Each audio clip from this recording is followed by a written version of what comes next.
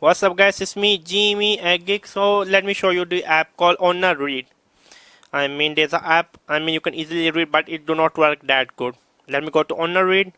You can easily import the books you want. This is my, go to bookshelf, this is my book which I import. But as you can see, it do not work that well with the English. You see the text is like absolutely broken. You see. Let me show you my another app, this reader. Open the same book, is going to open much better, to be honest with you. Come on. Okay, this is like the aftermarket app. Skip. It's going to take ages. Let me just open the book from the file manager, much better and easy. Go to the SD card, mobile test, ebooks.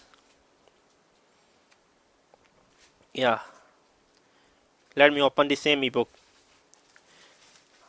You see this book work absolutely fine, no problem. You see this book, but on when using in the Honor Read, you see it's not working right. I don't know what's going on here.